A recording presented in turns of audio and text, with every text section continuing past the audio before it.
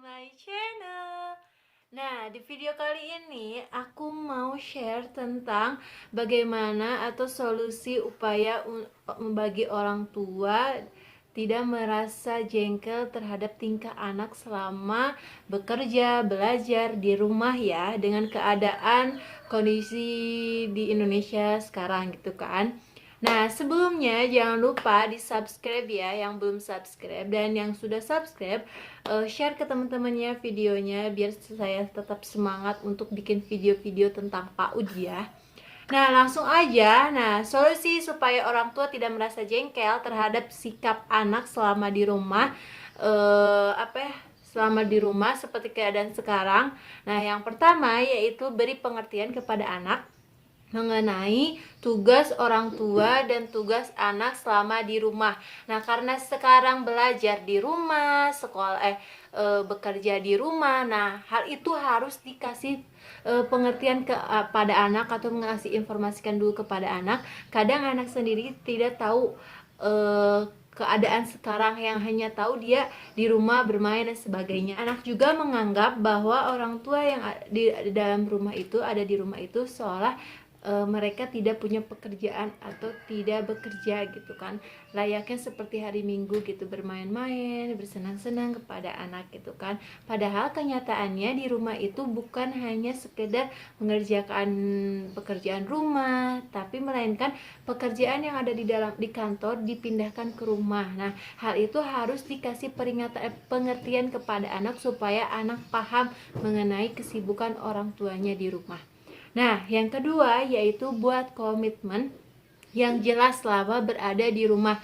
Karena bekerja di rumah, belajar di rumah, nah itu harus dikasih komitmen kepada anak. Contohnya seperti ini komitmennya. Ketika ibunya bekerja di rumah, kayak mengetik atau apa, menyelesaikan pekerjaannya, nah orang tua kasih pengertian kepada anaknya. Misalkan, Dek, ketika ibu bekerja, Ade main dulu ya sama ibu atau sama kakak atau sama ayah gitu kan. Terus nanti ketika ibu udah selesai, nanti Ade boleh main sama ibu dan ibu juga akan main sama Ade gitu, atau sebaliknya gitu kan. Nah, Ade boleh main bersama ibu, tapi Ade tidak boleh mengganggu ibu ketika bekerja gitu. Boleh Ade main di depannya. Nah, hal itu anak akan paham bahwa jam-jam itu dia tidak boleh mengganggu orang tuanya. Ketika dia mengganggu, dia tahu resikonya, pasti bakalan diomelin atau dimarahin gitu kan. Anak paham tentang komitmen atau perjanjian gitu kan. Nah, yang ketiga yaitu tugas orang tua dan anak bersamaan. Boleh dikasihkan tugas anak ke ibu atau ayahnya. Misalkan ibu bekerjanya deadline-nya jam 8, nah sedangkan tugas anak itu jam 8 gitu kan, harus dikerjakan bareng-bareng gitu.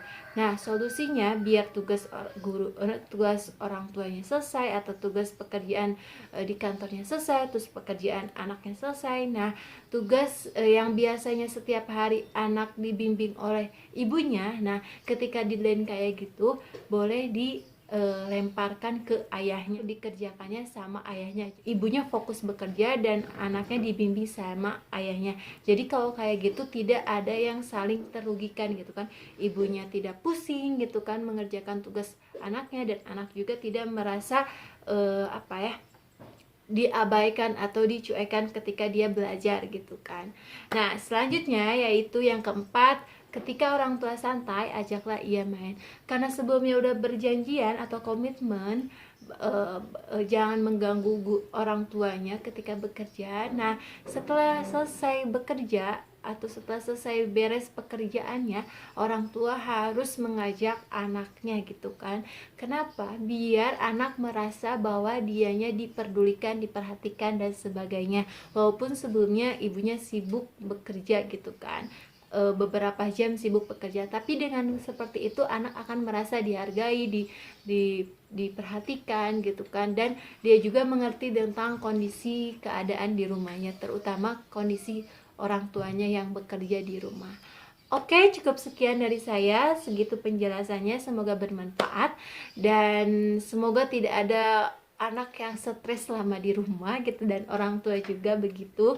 Nah, jangan lupa like, share, and subscribe. Dan jika kalian setuju dengan pendapat aku ini, kalian boleh like video ini. Tapi kalau kalian tidak setuju dengan pendapat saya, kalian boleh komentar di bawah kenapa kalian tidak setuju dengan pendapat saya. Oke, thank you so much for watching this my video, and dadah.